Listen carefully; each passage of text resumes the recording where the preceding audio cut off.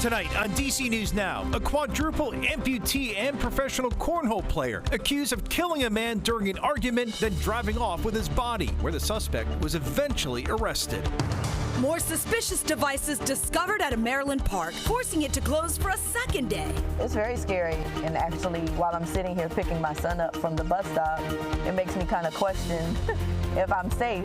The community near Fort Washington left shaken. We're tracking the cold and the wind later on tonight, and still a bit more on the chillier side for your Tuesday. When do we warm things up? That answer coming up. DC is springing into action as we gear up for March Madness games and the peak bloom. Yeah, it's really gonna be leading up to an awesome summer. All my friends have been saying we're so excited for DC summer. Why businesses say all the action is good for the economy.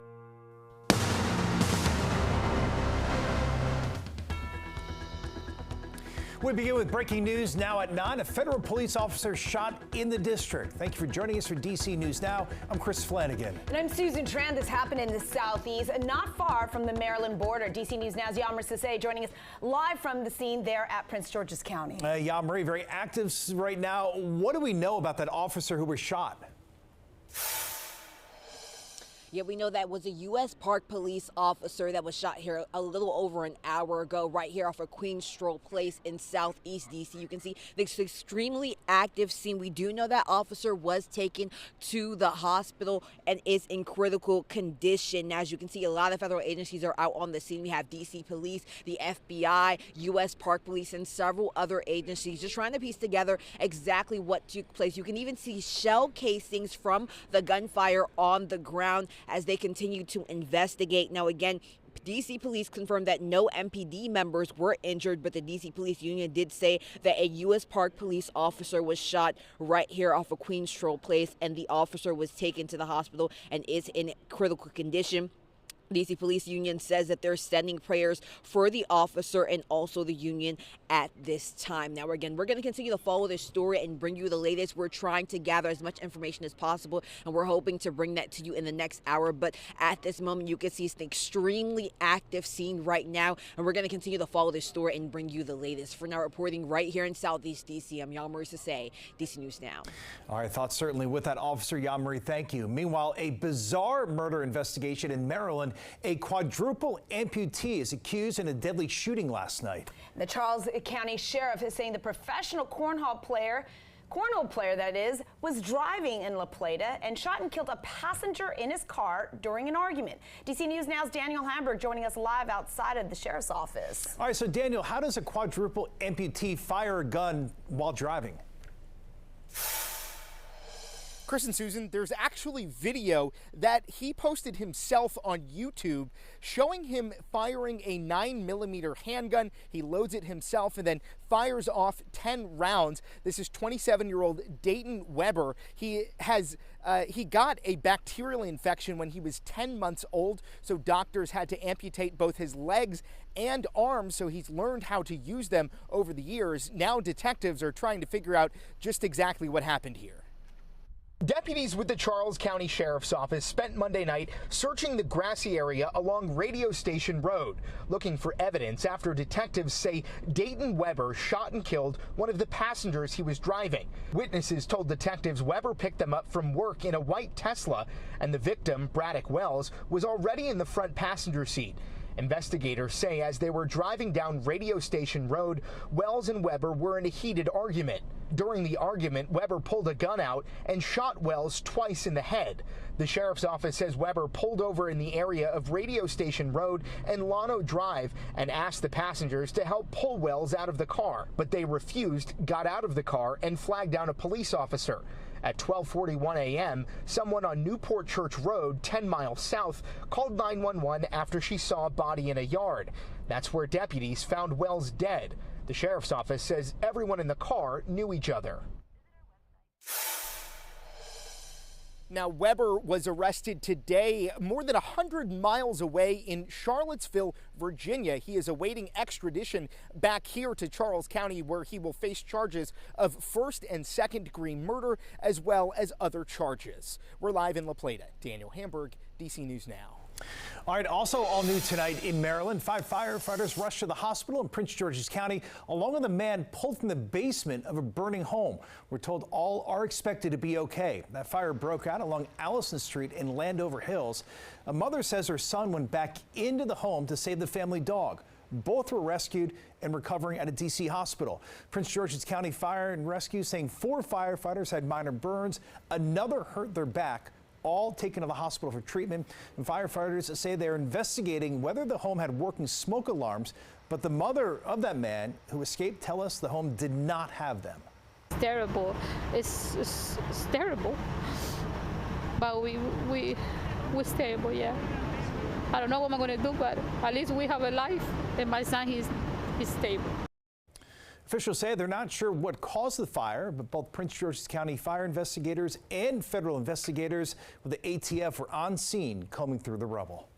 Bike advocates in the district getting a temporary win to keep a popular protected bike lane in place. The Washington Area Bicyclist Association suing the Trump administration to keep the 15th Street lane in place. Now, the National Park Service now has to wait until at least next week to start the process of removing that protected path. And cyclists argue the stretch along the National Mall has just made the area much safer. I've been everywhere, and I can tell you that the places with the bike lanes are the safest places. And I hear the less honks. When I'm like on roads where there are no bike lanes, I have no choice but to take up the road, and it makes everybody mad. Now, the group says the government did not give proper notice or enough time for public input, while the White House argues the bike lanes just increase traffic in that area. All right, it is a chilly Monday evening out there. Chief Meteorologist Jackie Layer is here. Jackie, we're dealing with some wind as well. Yeah, that wind is making it feel much colder as you're stepping out right now, or also when you're stepping out tomorrow morning. So it's just one of those mornings you do want that heavier jacket out there. And also you want it out there this evening if you're going to be out there. I mean, current temperatures, those are in the upper 30s to low to mid 40s north and west of the district, upper 40s in D.C. But when you factor in that wind, it's feeling colder. So we're already dealing with some wind chills out there. And speaking of wind, some of those wind gusts are still picking up upwards of 25 miles per hour. Some areas at least 30 mile per hour wind gust at this hour. And that's making it feel like we're into those 30s. Some areas already feeling like we're into those upper 20s. As we step out tomorrow morning, it's certainly going to feel a bit more winter-like out there, especially when overnight lows are expected to drop back into those low to mid 30s for much of the area. Feels like temperatures likely upper 20s to low 30s. The radar, though, at least we're tracking those dry conditions persisting into the day tomorrow. But yes, the big deal about tomorrow is the fact that it's going to be colder out there. Starting off with temperatures in those 30s, eventually back upper 40s to lower 50s. We have the sunshine sticking around for your Tuesday. Thankfully, a little bit less wind also into Tuesday, but overall, it's going to be very cold out there tomorrow morning. So I'll have more details on that. Also, a look ahead and when we finally warm things up, coming up in just a few minutes. All right, Jackie, we'll see you then. All new tonight, police are investigating a shooting near the Tacoma Metro Station's bus bay. Metro police say it happened around 4:30 this afternoon. A person was shot and then taken to the hospital, but is expected to survive. Police say so far, no one has been arrested. Travelers across the country continue to see hours-long lines as TSA agents continue working without pay. Now, President Trump has sent in armed ICE agents to select airports, including Newark, Atlanta, and New Orleans. And we're seen standing near security lines and checkpoints. Coming up in the next half hour, if the addition of these ICE agents will help ease those TSA wait times. The U.S. Postal Service is in danger of running out of money. Postmaster General saying without changes, the agency will not be able to continue delivering mail. He told congressional leaders it's due to several factors, including fewer people using the Postal Service and the regulatory challenges. And the unique federal agency can only rely on stamp and service fees, not tax dollars. They have to deliver mail and packages to every address in the country, regardless of how remote. Virginia lawmakers are hoping to find some sort of solution. I want to see the proposal, if they come forward, on how we get the post office back on a sound business footing. We want to see exactly how are they going to reform the system. You can't just keep throwing money at it and expect that that's going to fix it. So I would look forward to a plan from the Postmaster General as to why they would need these dollars. The Postmaster General is looking to again increase the cost of first-class stamps from 90 cents to 95 cents. A new proposal in the district, the mayor says, that is aimed at helping local bars and restaurants, especially those in Ward 5, 7, and 8. It would waive application and licensing fees for new art galleries and bookstores to create pop-ups and to sell alcohol, plus allow restaurants to open up outdoor spaces and let customers take home drinks that they have purchased at bars. The mayor's office says this bill is a win for businesses and families in the district. We don't believe that this will be taking away from our existing bars and restaurants. Instead, we believe that allowing the sports teams to activate around key events enhances the entire entertainment experience. The proposal still has a ways to go, but if passed, the Alcohol Commission would be in charge of drafting and enforcing these new rules. Concerts, March Madness, and the cherry blossoms nearing peak bloom. It is certainly shaping up to be a big week here in the district. All the activity is expected to bring some huge crowds, and local businesses are getting ready. DC News Now's Yammer Sase has more from the Capital One Arena, where it's already so busy with all those Lady Gaga fans in town for night one of her two-night concert. So exciting. There's so much energy. It's a busy week in D.C., starting with Monday night's Lady Gaga concert. We are so excited. We bought these tickets months ago. I know that she's going to put on an awesome performance. Like, that girl can sing. And it doesn't stop there. With the NCAA tournament games and the cherry blossoms drawing people in, businesses are getting ready for the rush. It's time for the beers and the wings and basketball. Over at PubKey, just steps away from the Capitol Arena, where 4 college teams will take the court this Friday. The newly opened bar says this is exactly what they've been preparing for.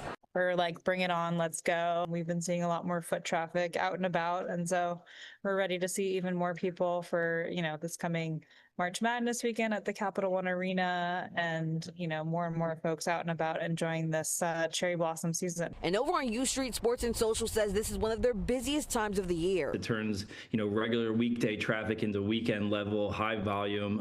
It's super exciting. You compare it to a normal week throughout the year, you're looking at significant lift in sales. After a slower season, many businesses are also offering specials to bring people in, but they say it's about more than just sales. I'm just looking forward to sharing our space with the community and, tourists who are visiting DC for the first time, or maybe, first time in a while. Yeah, so much happening. That was our Yammer Sase reporting. Destination DC says they're hoping this weekend's momentum carries into the summer as the city gears up to celebrate America's 250th birthday. Lady Gaga continuing her Mayhem Ball concert again at Capital One Arena tomorrow, and she will be out there so you can still snag some tickets, but they're a little costly. The latest on Ticketmaster starting about $330 and going up to upwards of $1,200. If those tickets are a bit too pricey for you, you can still enjoy some Lady Gaga music. JR's Bar in DuPont Circle will be playing her most theatrical hits starting now. It's happening now, and then in about an hour, the Green Lantern will be hosting a party there. Tomorrow, you can get all dolled up before the concert over at the Hard Rock Cafe's Little Monsters Glam Bar, but you do need a ticket to go.